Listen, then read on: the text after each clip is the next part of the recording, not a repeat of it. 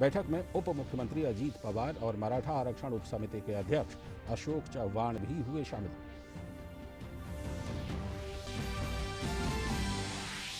पश्चिम बंगाल में विपक्ष के नेता शुवेंदु अधिकारी ने की गृहमंत्री अमित शाह से मुलाकात। राज्य भाजपा कार्यकर्ताओं पर लगातार हो रहे हमलों की दी जानकारी, साथ ही बिगड़ती कानून व्यवस्था से भी कराया अवगत।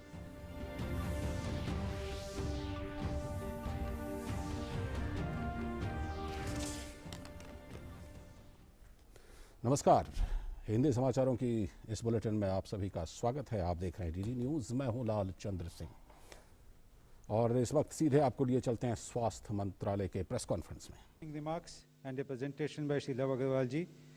Afterwards, Dr. Randeep Guleria ji will make his remarks. This will be followed by summing up by Dr. Paul, especially on the revised guidelines. Shri Lava Agarwal ji. Good evening, friends. हम आपको कोविड-19 की वर्तमान परिस्थिति के बारे में बताना चाहेंगे। पिछले कुछ दिनों में जो हमने केसेस की एक स्पीड देखी, उसको अगर हम कंपेयर करें तो अब हम पाते हैं कि there is a continued and sharp decline in terms of daily new cases जो कि अब देश में रिपोर्ट हो रहे हैं। जैसे कि आप देखेंगे तो पाएंगे कि जहां 7 मई को देश में प्रतिदिन के हिसाब से 4,14,000 केसेस रिपोर्ट हुए थे, जो घटते घटते 19 मई को 2,67,000 के करीब केसेस रिपोर्ट हुए, वह 25 मई में 2 लाख से कम, 31 मई में करीब 1.5 लाख केसेस, और अब घटते घटते अब हम उन केसेस में पाते हैं कि 1 लाख से कम, यानी कि पिछले 24 घंटे में 86,498 केसेस देश में रिपोर्ट हुए हैं। हम देखें तो पाते हैं कि यह 3 अप्रैल के बाद देश में अब तक रिपोर्ट हुए डेली बेसिस पर सबसे कम केसेस हैं, और जो हाईएस्ट पीक देश में नोट की गई है उससे कंपेयर करें तो देखते हैं कि around 79% decline in cases with the highest reported peak in daily new cases. यह एक बहुत पॉजिटिव डेवलपमेंट है। हमने इस विषय में कई बार पहले भी बात की है कि ये ट्रेंड को कंटिन्यू बनाने के लिए जो कार्य हमें फील्ड पर करना है, B it in terms of Covid appropriate behaviour, containment and other infection prevention activities, वह इसी तरह से सतत प्रयास के रूप में हमें करना पड़ेगा। हम इसी को देखें तो पाते हैं कि हमारे जो एवरेज डेली न्यू केसेस जो देश में करीब 5 से 11 मई वाले हफ्ते में 3,87,000 थे, उस समय के बाद से, उस वीक के बाद से हम कंटिन्यू डिक्लाइन नोट कर रहे हैं, और अब केसेस घटते घटते एवरेज वीकली केसेस भी अगर हम देखें तो पाते हैं कि वह 1,17,000 केसेस हो चुके हैं। यानी कि जो हमने एक ओवरऑल डिक्लाइन 33% का केसेस में पिछले एक हफ्ते में नोट किया है, उससे पिछले हफ्ते में 28% था, 23% उससे पहले हफ्ते में था, और 17.5% उससे पहले हफ्ते में था। यहाँ मुख्य विषय हमें यह देखना है कि हम देख रहे हैं कि जो गति, जिस गति से केसेस देश में कम हो रहे हैं फील्ड में एफर्ट्स करने की वजह से, उस गति में भी हम एक इंप्रूवमेंट पा रहे हैं, जिसके तहत ही कि पिछले एक हफ्ते में करीब 33% देश में ओवरऑल रिपोर्टेड केसेस में कमी आई है। इसी के साथ ही वह जिले जो कि हाई केसेस रिपोर्ट कर रहे थे, जहां वीक एंडिंग 4 में हमारे देश में 531 ऐसे जिले थे जहां पर 100 से अधिक केसेस रिपोर्ट हो रहे थे, वह अब घटकर 209 जिले रह गए हैं। और अगर हम देखें तो पिछले एक महीने में इसमें अप्रॉक्सीमेटली 322 जिले ऐसे हैं जहां पर कि केसेस रिपोर्टिंग में, केसेस की रिपोर्टिंग की गति में काफी कमी नोट की गई है। एक स्थाई पर जहां पर केसेस कम हो रहे हैं, दूसरे स्थाई पर एक्टिव केसेस, यानी कि वह केसेस जो होम आइसोलेशन या हमारे मेडिकल इंफ्रास्ट्रक्चर के द्वारा सपोर्ट पाते हैं, हम उसमें भी काफी कमी महसूस कर रहे हैं। आप देखेंगे कि जहां 10 मई के समय पर देश में 37.45 लाख केसेस एक्टिव केसेस की दृष्टि में आते थे, वह अब घटते घटते 13 लाख के करीब केसेस रह गए हैं। This is a great reduction in terms of around 24 lakh के करीब हमारे जो एक्टिव केसेस हैं, वह पिछले करीब एक महीने में देश में हमने उसमें कमी नोट की है, जो कि करीब 65% रिडक्शन इन एक्टिव केसेस है। इसी के कारण हम देखते हैं कि जो हमारे एक्टिव केसेस थे 7 मई के समय पर, 3 मई के समय पर जो 17.13% टोटल केसेस का अनुपात थे, वह अब घटकर 4.5% रह गए हैं। इसी के साथ ही एक स्थाई पर जहां हमारे एक्टिव केसेस में कमी आ रही है, हमारे डेली रिपोर्टेड केसेस में कमी नोट की जा रही है, उसी के साथ ही ओवरऑल रिकवरी इन पेशेंट जो होम आइसोलेशन या मेडिकल इंफ्रास्ट्रक्चर के द्वारा सपोर्ट पा रहे हैं, उसमें भी एक अच्छी ग्रोथ नोट की गई है। जहां पर 3 मई के समय देश में ओवरऑल रिकवरी रेट 81.8% था, वह बढ़ा 18 मई को 85.6% हुआ, 27 मई को उसने 90% का एक बेंचमार्क क्रॉस किया और अब हम देश में पाते हैं कि हमारा ओवरऑल रिकवरी रेट बढ़कर 94.3% हो गया है। यह पिछले 2.5 महीने बाद हम इस लेवल ऑफ रिकवरी रेट को अपने देश में पा रहे हैं और हम ये देख रहे हैं कि पिछले 26 दिनों से पूरे देश में overall recovered cases are more than the daily cases which are getting reported. इसी तरह से हम देखें, अगर पिछले 24 घंटे का डेटा एनालाइज करें तो हम पाते हैं कि पिछले 24 घंटे में देश में 1,82,000 के करीब रिकवरीज हुई हैं, यानी कि जो टोटल केसेस रिपोर्ट हुए हैं उससे दुगना देश में रिकवरीज काउंट की गई हैं। हमारे यहाँ देखा जाए तो पाते हैं कि हर स्टेट में अब रिकवरीज रिपोर्टेड डेली केसेस से ज्यादा है और 6 स्टेट्स तो ऐसी हैं जिन्होंने 10,000 से ज्यादा recovery in last 24 hours denote की है। इसके साथ ही एक स्थाई पर जब देश में हमने देखा कि केसेस में गति पाई जा रही है, केसेस की संख्या बढ़ रही है, उसी स्थाई पर अर्ली आइडेंटिफिकेशन एक प्राइम एक्शन मानते हुए हमने अपने देश में टेस्टिंग की गति भी बढ़ाई। जहां 7,70,000 केसेस प्रति रोज के अनुपात से हम कर रहे थे फरवरी में, वह बढ़ते बढ़ते अब 18 से 20 लाख के अनुपात में हम देश में करते आ रहे हैं। एक स्थाई पर जहां हमने अपनी टेस्टिंग की गति बढ़ाई है, दूसरे स्थाई पर अंडरस्टैंडिंग द रनअवे इन्फेक्शन कि इन्फेक्शन का देश में स्प्रेड कैसा है, उसके तहत भी हमने देखा है कि जहां 4 से 10 मई वाले हफ्ते में देश में ओवरऑल एवरेज पॉजिटिविटी 21.4% थी, वह पिछले 4 हफ्तों से हम उसमें भी कमी नोट कर रहे हैं और घटते घटते 1 से 7 जून वाले अगर हम सप्ताह को लें तो एवरेज पॉजिटिविटी देश में अब घटते घटते 6.3% हो गई है। हमारे देश में पिछले 15 दिनों से 10% से लेस पॉजिटिविटी नोट की जा रही है। अगर पिछले 24 घंटे की केस पॉजिटिविटी को एनालाइज करें तो it is as low as 4.62% and ये करीब 2.5 महीने बाद इस लेवल ऑफ पॉजिटिविटी हम देश में नोट कर रहे हैं। ओवरऑल पॉजिटिविटी ट्रेंड देश में हम कमी पा रहे हैं। सारी स्टेट्स में एक्सेप्ट फॉर 2 स्टेट्स में हमने देखा है कि overall decrease in positivity note की जा रही है और 15 स्टेट्स ऐसी हैं जहां पर की वीकली पॉजिटिविटी 5% से भी कम है। एक स्थाई पर जब हमारे efforts in terms of containment, in terms of hospital infrastructure management उस पर लगे हुए हैं, दूसरे स्थाई पर एक और अस्त्र के रूप में वैक्सीनेशन के ऊपर विस्तृत रूप से काम चल रहा है। हम आपको बताना चाहेंगे कि अगर आप देखें तो हेल्थ केयर वर्कर्स को total 1.69 crore doses, frontline workers को 2.5 करोड़ डोजेज और पीपल अब 45 ईयर्स को 16.37 करोड़ डोजेज अब तक देश में दी जा चुकी हैं। इसी तरह से एक नया एज ग्रुप जो कि 18 से 44 वर्ष का है, उसको भी 3.06 करोड़ डोजेज अब तक दी जा चुकी हैं। यानी कि देश में अब तक 23.62 करोड़ डोजेज दी जा चुकी हैं।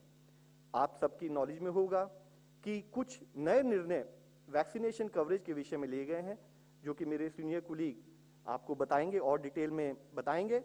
इसके साथ ही एक विषय मैं आप लोगों की दृष्टि में रखना चाहूंगा। जब हम अपने देश में कोविड मैनेजमेंट की बात करते हैं तो हमें यह भी समझना होगा कि किन परिस्थितियों में हम कोविड मैनेजमेंट के ऊपर कार्य कर रहे हैं।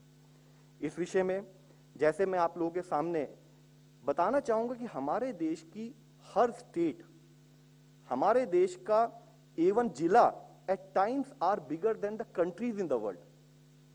तो जो पूरा ओवरऑल मैनेजमेंट है, कैसे हम इसमें सबको साथ लेके चल के हमें ओवरऑल मैनेज करना है और क्या हमारा पब्लिक हेल्थ चैलेंज है, इस पब्लिक हेल्थ चैलेंज को समझने के लिए जैसे एक उदाहरण के रूप में हम आप लोगों के सामने लाना चाहेंगे कि अगर हम उत्तर प्रदेश की जनसंख्या देखें करीब 22.46 करोड़, यह जनसंख्या अगर देखें तो ब्राजील जैसे एक देश की जनसंख्या इसके समान है। और साथ में अगर हम एरिया देखें या पॉपुलेशन डेंसिटी देखें कि उस देश की डेंसिटी कितनी है। पॉपुलेशन डेंसिटी के बारे में समझना इसलिए जरूरी है क्योंकि हमें मालूम है इन्फेक्शियस डिजीज, जैसे हम हमेशा फिजिकल डिस्टेंसिंग की बात करते हैं कि इन्फेक्शियस डिजीज अगर हम आसपास रहेंगे तो ज्यादा फैलेगी। तो एक स्थाई पर उत्तर प्रदेश की पॉपुलेशन डेंसिटी अगर 360 पर्सन पर स्क्वायर किलोमीटर है, तो ब्राजील में ये एज लो एज 25 पर्सन पर स्क्वायर किलोमीटर है। यानी कि इस पर्टिकुलर स्टेट को ही एक उदाहरण के रूप में ले तो हम पाते हैं कि यहाँ पॉपुलेशन डेंसिटी 14 गुना ब्राजील से ज्यादा है, यानी कि इन्फेक्शन का स्प्रेड होने का चांसेस जो है उतने ही उसी अनुपात में बढ़ जाते हैं। इसी को अगर हम देखें उस सिचुएशन से कंपेयर करें तो आप देखेंगे कि जहां ब्राजील में अब तक रिपोर्टेड केसेस 1.69 करोड़ हैं, उत्तर प्रदेश में 16.9 करोड़, यानी कि 1/10, यानी कि 1/10 of the total cases reported in equivalently placed, equivalently population country is what UP has reported. अगर केसेस पर मिलियन हम यानी कि इसको अनुपात को लेना चाहें कि पॉपुलेशन नॉर्मलाइज वे में समझना चाहें, तो जहां ब्राजील में 79,000 केसेस पर मिलियन रिपोर्ट हुए, उत्तर प्रदेश जैसी एक स्टेट के अंदर ही 7,000 के करीब cases per million population report हुए हैं। इसी तरीके से हम पीक को एनालाइज करें कि कितने केसेस एक प्रतिदिन में हमारे देश में या हमारे एक पर्टिकुलर स्टेट में रिपोर्ट हुए, तो हम देखेंगे कि जहां पर ब्राजील में हाईएस्ट पीक was 759 केसेस पर डे पर मिलियन एज ए पीक, इसी तरह यूपी में it is as low as 169, यानी कि 4.4 टाइम्स कम इस अनुपात में यहां केसेस रिपोर्ट हुए हैं। इसी तरीके से एक और स्टेट को अगर हम एनालाइज करें तो मैं आप लोगों की दृष्टि में लाना चाहूंगा, जैसे गुजरात, एक स्टेट जिसकी पॉपुलेशन 7.34 करोड़, यूनाइटेड किंगडम एक डेवलप्ड देश, उसकी पॉपुलेशन 6.82 करोड़। वहां पर हम area available for the population, Gujarat का एरिया यूनाइटेड किंगडम के एरिया से जो है 1.5 टाइम्स का वेरिएशन, पॉपुलेशन डेंसिटी में 1.3 टाइम्स का वेरिएशन। बट अगर केसेस देखें कितने केसेस एक डेवलप्ड देश में वर्सेस एक स्टेट में हमने रिपोर्ट किए पाए, तो उस विषय में हम देखेंगे कि 5.5 times lesser cases, cumulative cases have been reported viz UK. Similarly अगर हम केसेस पर मिलियन एनालाइज करें तो 5.1 times of cases per million lesser have been reported in Gujarat viz even a comparable state with that equivalent population. Similarly cases daily peak को अगर analyse करें तो you will find it कि 4.2 times less peak आई है। हम आप लोगों की दृष्टि में ये सारे विषय क्यों लाना चाह रहे हैं, इसके विषय में मैं आपसे एक संबंधित विषय हाईलाइट करना चाहूंगा कि जहां हम फिजिकल डिस्टेंसिंग की बात करते हैं और जहां हम किसी भी एक traditional understanding of management of public health issues की बात करते हैं, तो हमेशा एक ट्रेडिशनल डिस्कशन आता है कि कितना डॉक्टर्स अवेलेबल हैं, कितना पैरामेडिकल स्टाफ अवेलेबल हैं, कितने हॉस्पिटल्स अवेलेबल हैं, और क्या उस देश की डेंसिटी ऑफ पॉपुलेशन क्या है, किस अनुपात में वहां पर लोग रह रहे हैं। इन सब को हम दूसरे देशों से अगर कंपेयर भी करें, just for our understanding, I would like to submit, I would like to highlight and bring it to your kind notice the very fact कि इन ट्रेडिशनल अप्रोचेस को अगर हम एनालाइज करें तो इंडिया जब इन केसेस को मैनेज कर रहा है तो it is at a relative disadvantage. But what has been our advantage, what has been our strength? I would like to highlight, हमारी स्ट्रेंथ शुरू से रही है जन आंदोलन, हमारी स्ट्रेंथ रही है highest commitment at all levels, हमारी कमिटमेंट रही है हमारे डॉक्टर्स, हमारे पैरामेडिकल स्टाफ, हमारे फ्रंटलाइन वर्कर्स जो पिछले 1 साल 5 महीने से इन अथक प्रयासों के द्वारा जितने रिलेटिव डिसएडवांटेजेस हम लोगों के सामने कभी भी आए उनको समझते हुए उन्होंने कार्य किया और देश में ओवरऑल केस मैनेजमेंट में हमें सपोर्ट दिया। ओवरऑल इसी के कंटेक्स्ट में अगर आप दूसरे देशों से कंपेयर करें देश की परिस्थिति को तो आप पाएंगे कि जहां इंडिया में ओवरऑल केसेस पर मिलियन 20,882 के 22 के करीब रिपोर्ट हुए हैं, तो उदाहरण के तौर पर अगर हम इटली का एक कंपैरिजन करें तो वहां पर करीब 70,000 के करीब केसेस पर मिलियन रिपोर्ट हुए हैं, यानी कि वहां पर 3.4 टाइम्स केसेस उस देश में रिपोर्ट हुए। इसी तरीके से अगर हम यूएसए लें तो वहां 1 लाख के करीब यानी कि 5 टाइम्स उस अनुपात में, यानी कि हमारे देश में because of the efforts done by our community, efforts done by our medical fraternity, we are able to reduce cases by 1/5. इसी तरीके से जो हमारा एक मापदंड होता है कि एक्टिव केसेस, यानी कि वह केसेस जिसको कि हम मैनेज कर रहे हैं क्लिनिकली, उन केसेस की अगर हम एनालिसिस करें तो पाएंगे कि जहां हमारे देश में 945 केसेस ऐसे हैं जो कि एक्टिव केसेस पर मिलियन के अनुपात में हम गिनना चाहेंगे, तो अगर हम यूनाइटेड किंगडम को ही देखें तो 2762 यानी कि 2.9 टाइम्स केसेस, एक्टिव केसेस आज भी वहां पर मॉनिटर किए जा रहे हैं। इसी तरह से और अगर देशों से तुलना में करें तो United States as an example अगर हम लेना चाहें तो वहां पर 16,425 एक्टिव केसेस पर मिलियन, यानी कि 17 टाइम्स। इसी तरह डेथ पर मिलियन, हमने इस मंच पर इससे पहले भी कई बार बात की है, एक भी डेथ हमारी संवेदना को हर्ट करती है। लेकिन अगर हम देखें कि इस कठिन परिस्थितियों में देश ने मिलकर कैसे काम किया, कैसे हमारी मेडिकल फ्रेटर्निटी ने महीनों महीनों घर जाए बिना काम किया, कैसे हमारे फ्रंटलाइन वर्कर ने कंटेनमेंट में हमें सपोर्ट किया, तो उसके कारण से अगर हम देखें तो और देशों की तुलना में हमारे देश में डेथ पर मिलियन भी रिलेटिवली बहुत कम रही है। यह विषय आप लोग की दृष्टि में लाना इसलिए जरूरी है क्योंकि हमें आपके कंटिन्यूड सपोर्ट की जरूरत है। यह चैलेंज अभी भी बना हुआ है। हमारी बैटल अगेंस्ट कोविड-19, इसके प्रिंसिपल्स वही हैं। प्रिंसिपल्स हैं कम्युनिटी ड्रिवन इंटरवेंशंस, कम्युनिटी का सपोर्ट, यानी कि focus on Covid appropriate behaviour. वही मुख्य प्रिंसिपल्स, 2 गज की दूरी, मेरा मास्क मेरा सुरक्षा कवच, फोकस ऑन हैंड हाइजीन, और उसी के साथ हम हेल्थ सिस्टम्स को अपग्रेड करते रहें। जैसे कि हमने कोविड डेडिकेटेड हेल्थ इंफ्रास्ट्रक्चर बनाया, इतने कम समय में हॉस्पिटल्स बना के टेम्परेरी हॉस्पिटल और परमानेंट हॉस्पिटल को अपग्रेड किया, उसी तरह से हम क्लिनिकल मैनेजमेंट पर फोकस करें और साथ में नए हथियार के रूप में वैक्सीनेशन का सदुपयोग करें। उसके साथ ही हम इस बीमारी से ऑन ए कंटिन्यूड बेसिस लड़ते रहेंगे। इससे पहले हम लोगों ने इस विषय में कई बार बात की है, कोविड की लड़ाई तभी जीत सकते हैं जब अब तक जिस तरह से पूरी गवर्नमेंट और पूरी सोसाइटी मिलकर इसमें लगी रहेगी, तभी, क्योंकि यह लड़ाई अभी खत्म नहीं हुई है, केसेस जरूर कम हुए हैं, लेकिन जरूरी है कि हम अपने efforts on A continued basis Covid management पर बनाए रखें। धन्यवाद। Doctor Randeep Guleria. Thank you, नमस्कार। जैसे श्री लव अग्रवाल जी ने कहा कि हमारी स्थिति अभी पहले से बेहतर है, केसेस डिक्लाइन कर रहे हैं और कई एरियाज़ में अब ग्रेडेड अनलॉकिंग भी शुरू हुआ है।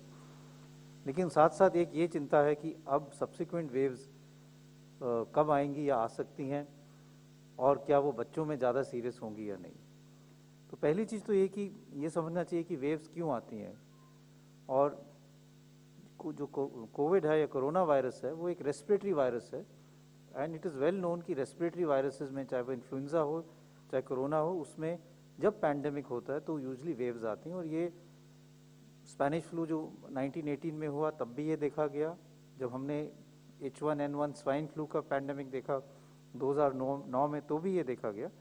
और ये शुरू में क्योंकि एक ससेप्टेबल पॉपुलेशन होती है तो इसमें वेव्स, मल्टीपल वेव्स आती हैं, उसके बाद वायरस बिकम्स एंडेमिक और फिर इन्फेक्शन हैज़ अ सीजनैलिटी। जैसे अगर हम H1N1 की बात करें तो अब उसमें जो केसेस कुछ हद तक बढ़ते हैं वो मानसून के महीने में बढ़ते हैं या सर्दियों में बढ़ते हैं, और उस टाइप की एक सीजनैलिटी वायरस की स्प्रेड में आ जाती है। और ये इसलिए आती है कि जब large part of the population either by vaccination और by natural infection has immunity.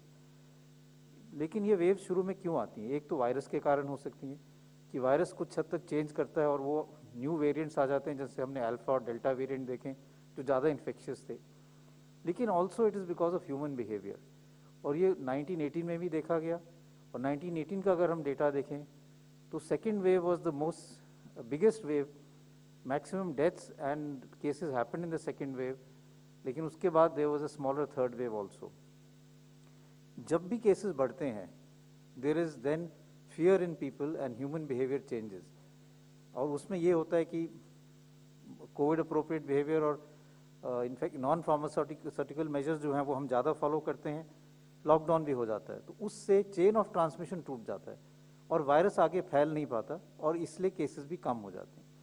लेकिन जैसे हमारे केसेस कम होते हैं तो अनलॉकिंग शुरू हो जाती है, और अनलॉकिंग के साथ ह्यूमन बिहेवियर फिर चेंज हो जाता है, और लोग ये सोचने लगते हैं कि अब वायरस जो है अब हमारे यहाँ नहीं है या इसमें कोई अब इतना इन्फेक्शन नहीं होगा, और फिर भीड़ इकट्ठी होने लगती है, मास्क लगाना कम हो जाता है, और उसके होने से वायरस फिर कम्युनिटी में फैलना शुरू हो जाता है और उससे फिर एक नई वेव बनती है। इसलिए अगर हमें अगली वेव्स को रोकना है तो हमें कोविड अप्रोप्रिएट बिहेवियर बहुत एग्रेसिवली फॉलो करना पड़ेगा, जब तक हम ये ना कह पाएँ कि now significant number of our population is vaccinated. क्योंकि जैसे मैंने कहा कि जब हमारे यहाँ पे इनफ पीपल आर वैक्सीनेटेड या नेचुरल इम्यूनिटी हो जाएगी, then these waves will stop. लेकिन तब तक जो है अप्रोप्रिएट बिहेवियर ही एक हमारे पास रास्ता है जिससे हम आगे वेव्स को कम कर सकते हैं या रोक सकते हैं। दूसरा पॉइंट था कि ये जो अगली वेव्स हैं ये बच्चों में ज़्यादा सीरियस होंगी। अगर हम पूरा डेटा देखें, इंडियन डेटा देखें फर्स्ट वेव का, सेकेंड वेव का, या ग्लोबल डेटा देखें, तो अभी तक ऐसा कोई डेटा नहीं आया विद ओल्ड द वायरस और द न्यू वेरिएंट्स जहाँ पे ये दिखाया गया है कि बच्चों में अब ज़्यादा सीरियस इन्फेक्शन हो। अगर हम सेकेंड वेव का डेटा भी देखें तो जो भी बच्चे एडमिट हुए थे हॉस्पिटल में, 60 to 70% जो बच्चे एडमिट हुए थे, दे वर दोज विद कोमॉर्बिडिटीज़। या तो उनकी इम्यूनिटी कम थी, या कुछ ऐसे बच्चे थे जो कीमोथेरेपी पे थे। जो हेल्दी बच्चे थे उनको माइल्ड इलनेस हुआ and they recovered without hospitalisation. इसलिए अभी कोई एविडेंस ऐसा नहीं है कि अगर वेव आएगी तो सीवियर इलनेस बच्चों में करेंगी। और चाहे हम इंडियन डेटा देखें, चाहे ग्लोबल डेटा देखें, और कई पार्ट्स ऑफ द वर्ल्ड में अभी भी कई केसेस आ रहे हैं, नए वेव चल रहे हैं, लेकिन उसमें कभी अभी तक भी ऐसा कोई डेटा नहीं आया कि बच्चों में ज़्यादा सीरियस इन्फेक्शन होती है। तो I don't think that we will have any serious infection in the future in children. और अगर हमें अगले वेव्स को रोकना है तो ये हम सबके हाथ में है। अगर हम कोविड अप्रोप्रिएट बिहेवियर बना के रखेंगे, भीड़ नहीं इकट्ठे होने देंगे, चेन ऑफ ट्रांसमिशन को तोड़ेंगे, तो हमारे लिए आगे के लिए वेव्स नहीं बनेंगे। और ये आई थिंक बहुत ज़रूरी है, both from point of view of subsequent waves and miss information की the subsequent waves are going to cause more severe disease in children. Thank you. Dr. V.K. Paul ji. Thank you, Dr. Guleria. Thank you, Love. अगले कुछ मिनटों में जो हमारे vaccine की new guidelines आई हैं programme की, उनके बारे में चर्चा करेंगे ब्रीफली। तो 1 मई से एक व्यवस्था लागू करी गई। उस व्यवस्था का परिप्रेक्ष्य ये था कि 16 जनवरी से जैसे हम चले हुए थे, और उसमें हेल्थ केयर वर्कर से शुरू करके फ्रंटलाइन वर्कर्स जुड़े, फिर एज के हिसाब से प्रायोरिटाइजेशन की गई। उस पीरियड के दौरान जो इनपुट्स आई, उसमें एक मुद्दा इमर्ज होता था कि states should have flexibility and states wanted to take part in implementing the program, but also procurement and having flexibility with regard to the priority groups. ये सुना गया, बताया गया, लिखा गया। उसको मद्देनजर रखते हुए और वैक्सीनेशन प्रोग्राम में तेज गति लाने के लिए एक व्यवस्था बनाई गई। और उस व्यवस्था के अंतर्गत मई के महीने में और अभी भी एक स्वरूप उभर के आया, जिसमें कि भारत सरकार जो भारत में मैन्युफैक्चर हो रहे हैं वैक्सीन, उनका 50% प्रोक्योर करती है, और दूसरा 50% जो है वो स्टेट गवर्नमेंट्स और प्राइवेट सेक्टर की तरफ जाता है उन चैनल्स में। इस बीच में ये जो एक बदलाव लाया गया, एक ट्रायल की तरह के, ये रिस्पांस में था स्टेट गवर्नमेंट्स के सजेशंस के और पब्लिक डोमेन में जो सजेशंस आए। जैसे जैसे आगे बढ़े उसमें कुछ मुश्किलातें सामने दिखनी शुरू हुई और फीडबैक आया, ऑफिशियल फीडबैक आया, पब्लिक स्पेस में फीडबैक मिला।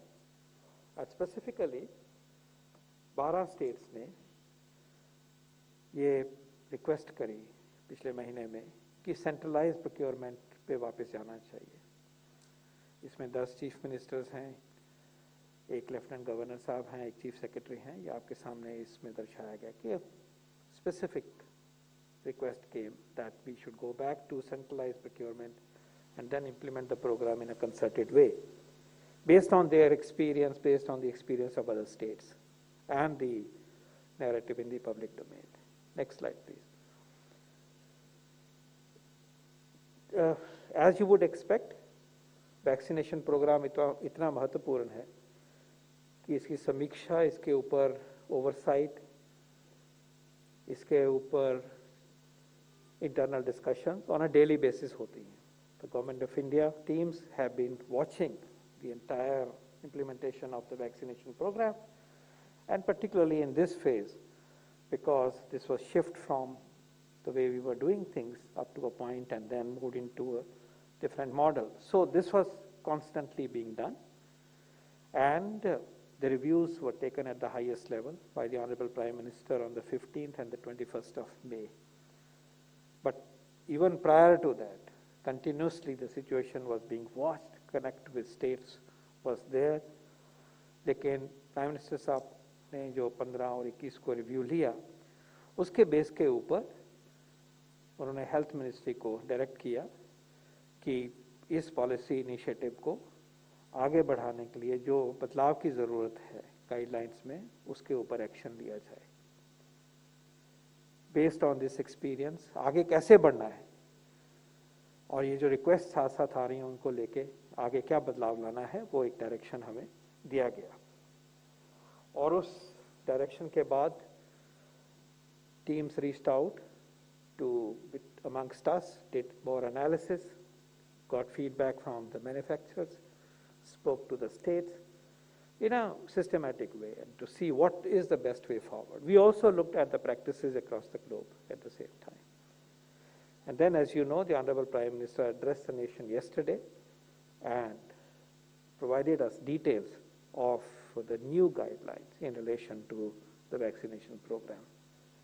And we will talk about them, and these have been issued today, this morning, and you may have seen the document. The point remains that मई के महीने की व्यवस्था को पूरी तरह से नज़र पे रखा गया, उसके फ्लो में को देखा गया, उसकी डिफ़िकल्टीज़ को समझा गया, उनको सॉल्व करने की कोशिश की गई, लेकिन लगा कि अब हमें बैक टू सेंट्रलाइज्ड प्रोक्योरमेंट होगा और उसके भीतर ही स्टेट्स की फ्लेक्सिबिलिटी जो इम्प्लीमेंटेशन में होगी उसको चिन्हित किया जाएगा. So under the new guidelines, as you are aware, the government of India will procure 75% of the vaccines being manufactured in India. जो भारत की धरती पर वैक्सीन बन रहे हैं उनका 75% जो है वो सेंट्रल गवर्नमेंट विल प्रोक्योर, और ये सारा स्टेट्स को फ्री दिया जाएगा. इसकी जो कॉस्ट है वो गवर्नमेंट ऑफ इंडिया बियर करेगी और इनको आगे फ्री एलिजिबल पॉपुलेशन तक मिलेगा through the government vaccination centres in various states, district, town and villages. So free access to vaccine to the people of India. तो ये देख रहे थे आप स्वास्थ्य मंत्रालय की जो नियमित संवाददाता सम्मेलन है, उसमें ख़ास तौर पर कोविड का जो वर्तमान स्थिति है और वैक्सीन को लेकर के जो नई गाइडलाइन जारी की गई हैं, उन सब चीज़ों के बारे में जानकारी दे रहे थे. और इस वक्त हम आपको आगे की खबरें दिखाते हैं. केंद्र की तरफ से 1 मई से शुरू होने वाले सभी और इस वक्त हम आपको पहले खबरें दिखाने से पहले इस वक्त सीधे लिए चलते हैं केंद्रीय मंत्री प्रकाश जावड़ेकर की एक कार्यक्रम. 100% or nearly 100% plastic waste they export. That needs to be stopped. They need to recycle,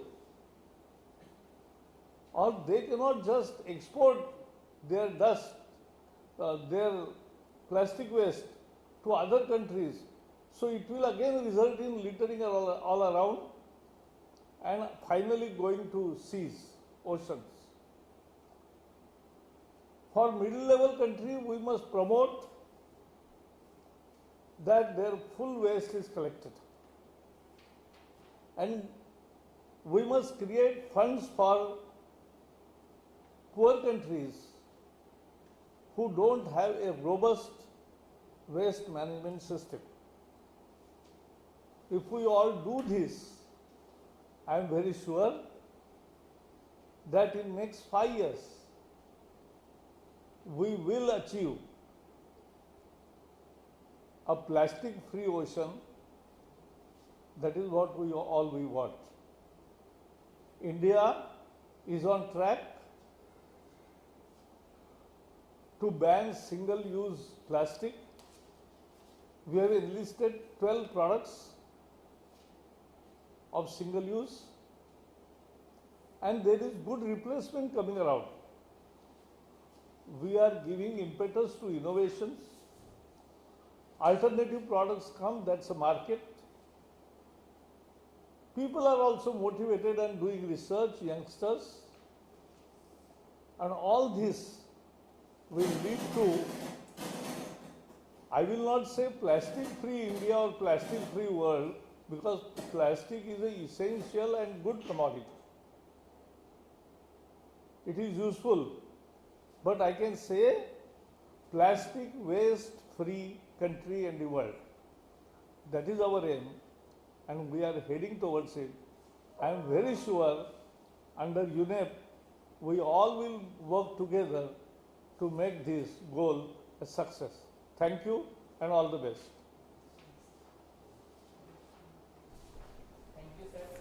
तो इस वक्त आप देख रहे थे केंद्रीय मंत्री प्रकाश जावड़ेकर, जो कि एक पैन इंडिया अवेयरनेस प्रोग्राम ये सिंगल यूज़ प्लास्टिक्स को लेकर के, यानी पूरे भारत के लिए जो सिंगल यूज़ प्लास्टिक को लेकर, और इस वक्त आप देख रहे हैं वो उद्घाटन कर रहे हैं।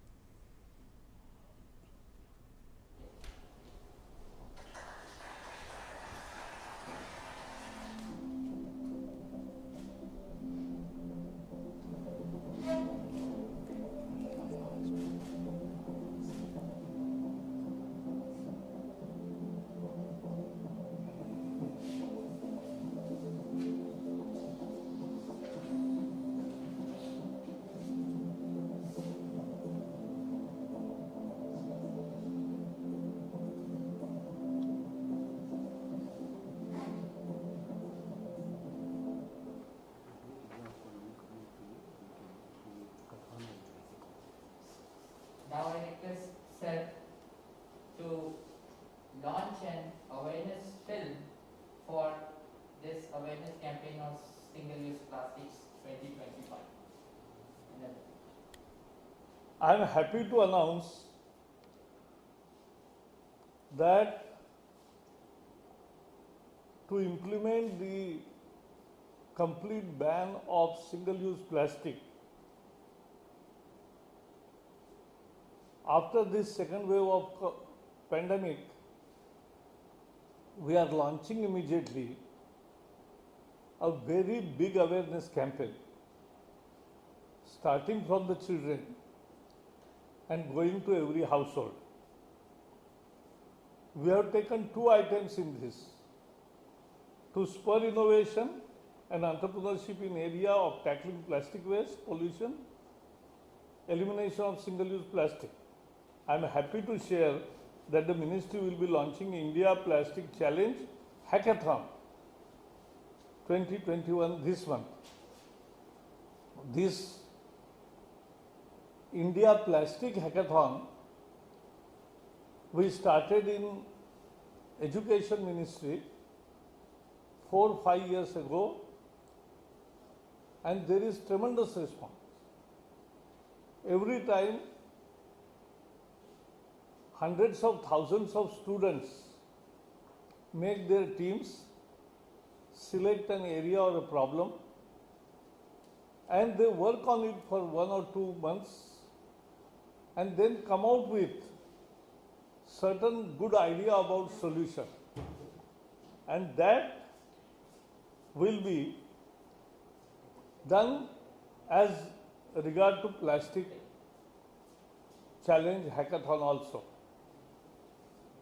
So this is, we will do, this will be a unique competition calling upon startups and entrepreneurs and students of higher education institutes to develop innovative solutions to mitigate plastic pollution and develop alternative to single-use plastic.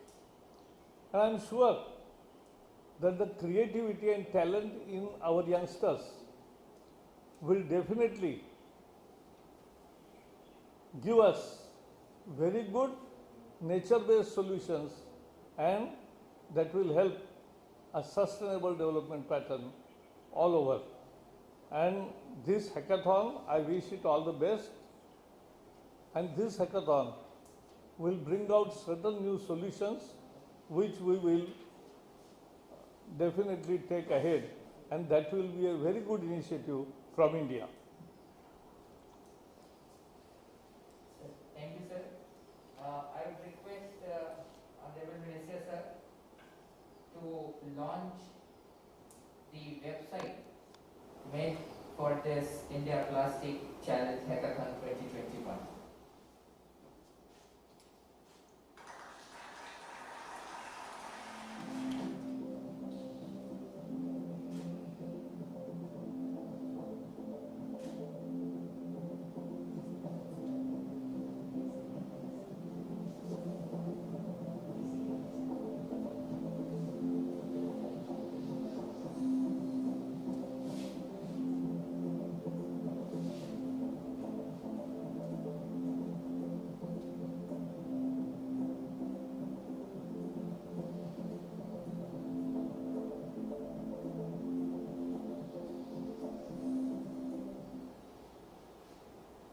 Sir, I would request you to launch an awareness film made for this awareness campaign. This is a good film. We will like it.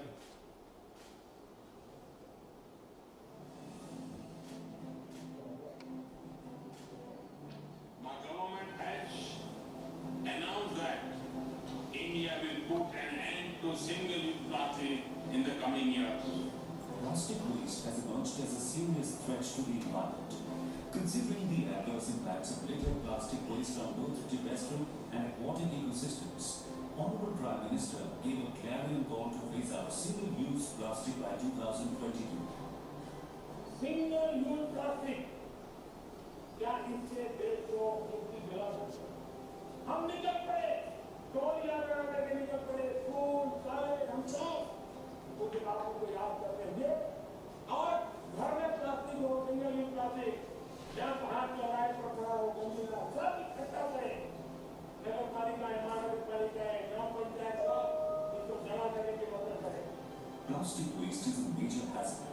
Once it is leaked into the environment, it can enter water bodies such as rivers and oceans and harm marine life. Almost 60% of the total plastic waste generated in India gets recycled, while the remaining escapes into the environment. Plastic per se is not bad. That what gets recycled is not a problem. That what doesn't get recycled is a problem. Awareness generation on plastic waste management and reduction in use of single-use plastic items will be important in bringing about behavioral change.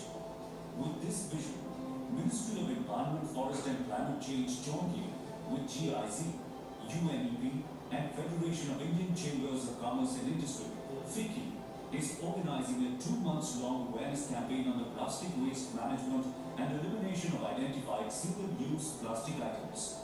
Mission Innovation and International Solar Alliance launched in Paris 2015 are two important examples. I thank member states who participated in the deliberation on the two resolutions piloted by India and painstakingly worked to achieve consensus, phasing out of single-use plastics and sustainable nitrogen management. The activities of the campaign have been planned to provide resources and ideas to develop the sustainable plastic waste management model and to create opportunities for wealth creation by public participation and government-citizens interactions. The Ministry of Environment, Forest and Climate Change is working on a policy to phase out identified single-use plastic items by 2022, such as disposable plastic cutlery and plastic straws. These items have low utility and high adverse environmental impact. All the stakeholders, including government, industry, civil society organizations and citizens need to work together for addressing the adverse impacts of littered single-use plastic items. Let us unite and commit to sustainable development and mitigation of pollution caused by litter plastic waste.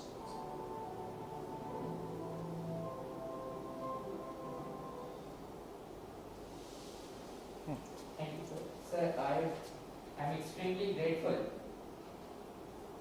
for the kind presence of Honorable Minister, sir, for this launch event. I am thankful that he took time out from his busy schedule. Sir, your presence and leadership have always encouraged all of us.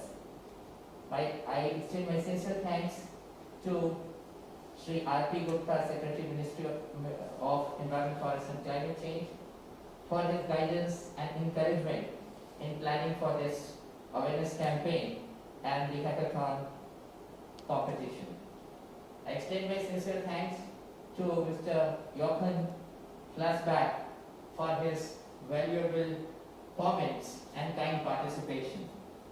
I extend my sincere thanks to Dr. Dechen Schering for her kind participation and valuable inputs. I am grateful to Mr. Naresh Pal Gangwar, Joint Secretary, Ministry of Environment, Forest and Climate Change, for all the guidance that he provided us for the organizing of this event and the planning for the event, various events. I am extremely grateful to Sri Atul Bagai, Head Union Country Office India, Dr. Yulia Ravera, Country Director GIZ India, Mr. Dilip Shenoy, Secretary General FICCI, for their kind participation in this launch event. My sincere and heartfelt thanks to all the members of the organizing team.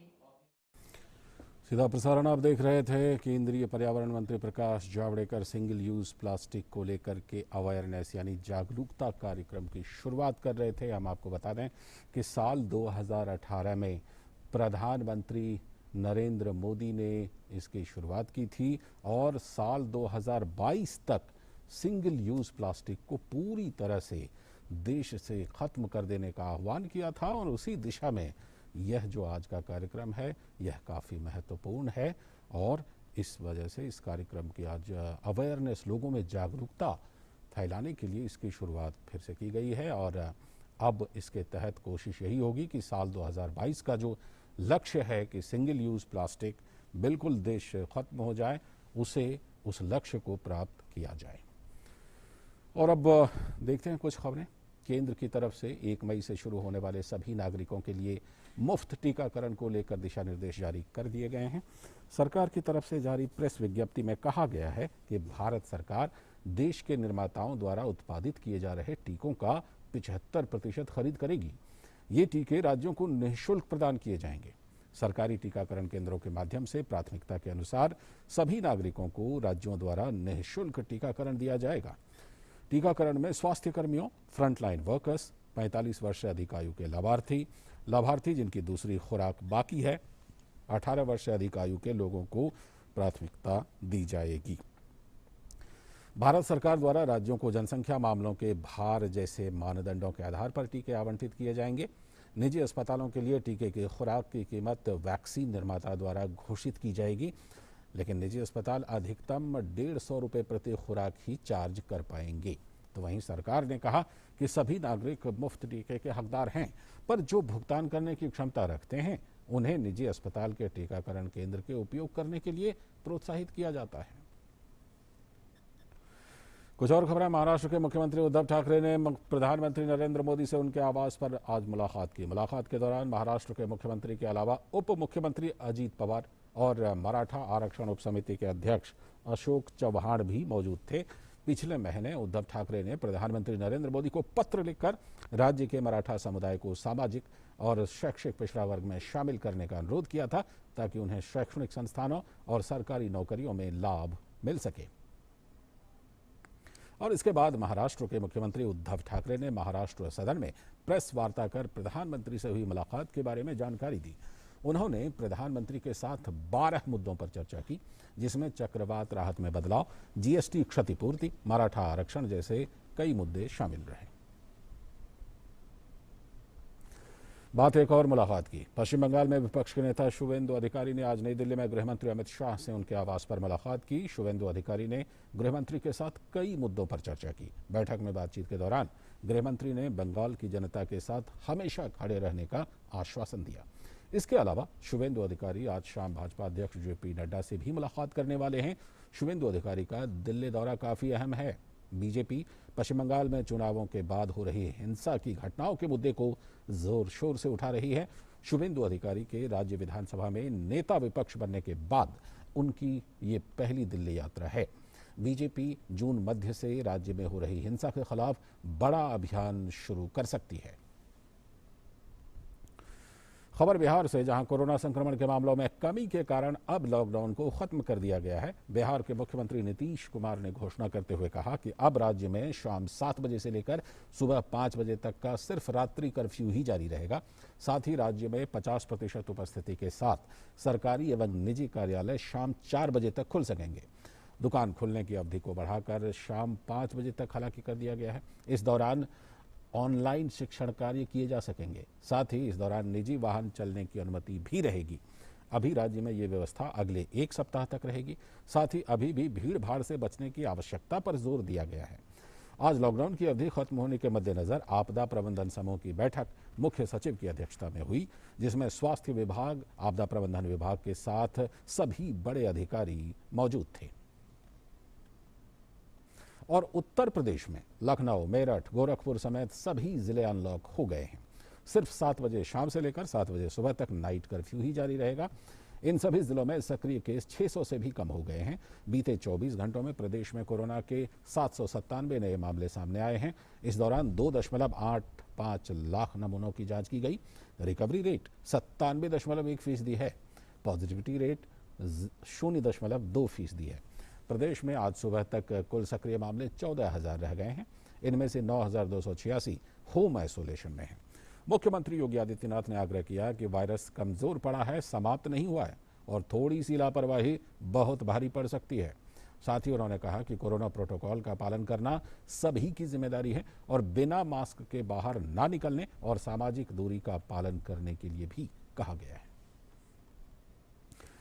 और देश के कई राज्यों में unlock की प्रक्रिया शुरू हो चुकी है। साथ ही कई ऐसे भी राज्य हैं जहां कोरोना मामलों के कारण लॉकडाउन को बढ़ाया भी जा रहा है। राजस्थान में आज से अनलॉक की प्रक्रिया शुरू हो रही है। दुकानें और बाजार शाम 4 बजे तक खुल सकेंगी।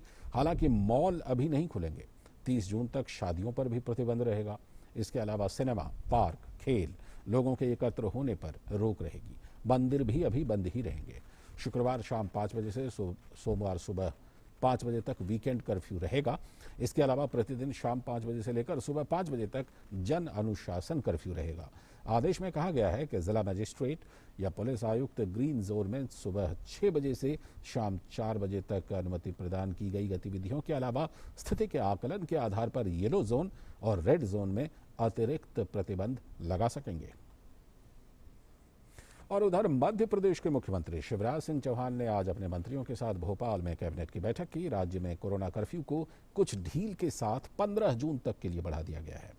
कोरोना वायरस महामारी के मद्देनजर मध्य प्रदेश सरकार ने महाराष्ट्र, छत्तीसगढ़, उत्तर प्रदेश और राजस्थान से आने जाने वाली यात्री बस सेवाओं पर लगाए गए प्रतिबंध को 15 जून तक बढ़ा दिया है। पूरे भारत में टूरिस्ट परमिट पाए गए सभी वाहनों पर भी प्रतिबंध लागू रहेंगे। और इस बीच कोरोना के खिलाफ चल रही राष्ट्रव्यापी जंग में देश के नागरिकों को महफूज रखने के लिए भारत सरकार लगातार काम कर रही है। इसी क्रम में ओडिशा के भुवनेश्वर से लोकसभा सांसद और भाजपा की राष्ट्रीय प्रवक्ता अपराजिता सारंगी ने जरूरतमंद लोगों के लिए ऑक्सीजन कंसंट्रेटर, जरूरी दवाइयां और मेडिकल वैन के अलावा मुफ्त में भोजन की व्यवस्था करवाई है। इनकी इस पहल से आम जन को कितना फायदा होगा, इस विषय पर हमारे संवाददाता ओपी यादव ने बात की अपराजिता सारंगी से।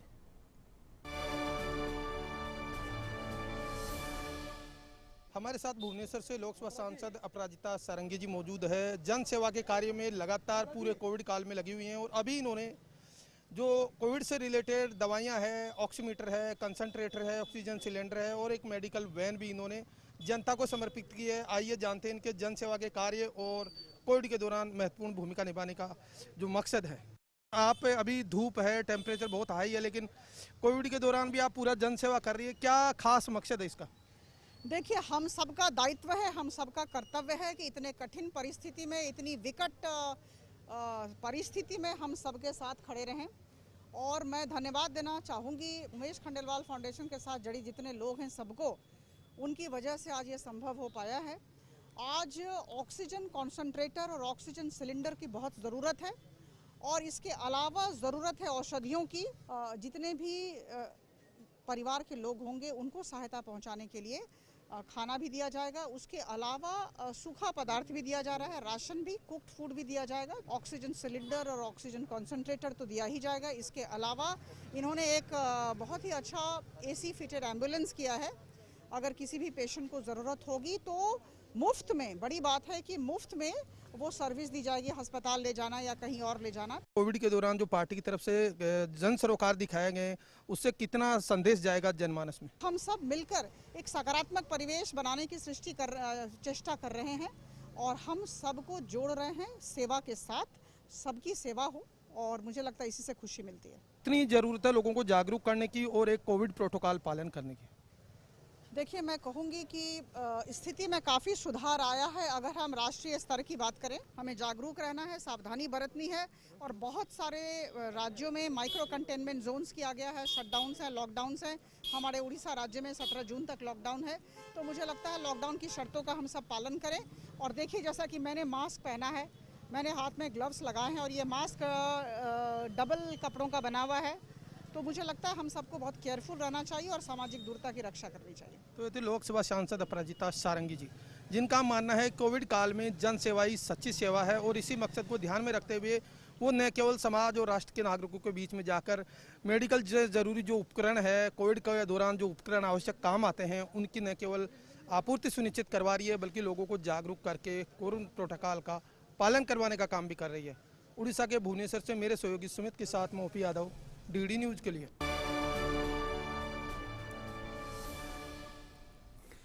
और अब कुछ और बड़ी खबरें। पत्रकार जॉन ब्रिटास, CPM नेता V शिवदासन, वरिष्ठ अधिवक्ता महेश जेठमलानी और स्वपन दास गुप्ता ने आज राज्यसभा की सदस्यता की शपथ ले ली। राज्यसभा के सभापति वेंकैया नायडू की उपस्थिति में यह शपथ ली गई। महेश जेठमलानी को दिवंगत सांसद रघुनाथ महापात्रा के खाली हुए पद पर नामित सांसद की कैटेगरी में राज्यसभा के लिए मनोनीत किया गया था। राज्यसभा सांसद के तौर पर उनका कार्यकाल मई 2024 तक रहेगा। तो वहीं स्वपन दास गुप्ता ने इस साल मार्च में राज्यसभा से इस्तीफा दे दिया था। भाजपा ने उन्हें पश्चिम बंगाल विधानसभा चुनाव में बतौर प्रत्याशी चुनाव मैदान में उतारा था। हालांकि अब उन्हें दोबारा राज्यसभा के लिए नामित कर दिया गया है। राष्ट्रपति केंद्र के परामर्श पर राज्यसभा के लिए 12 सदस्यों को मनोनीत कर सकते हैं। ये लोग साहित्य, विज्ञान, खेलकूद, कला एवं समाज सेवा जैसे क्षेत्रों की बड़ी हस्तियां होती हैं। इसी के साथ हिंदी समाचारों के इस बुलेटिन में फिलहाल इतना ही, लेकिन DD न्यूज पर खबरों और कार्यक्रमों का सिलसिला लगातार जारी है। मुझे दीजिए अनुमति। नमस्कार।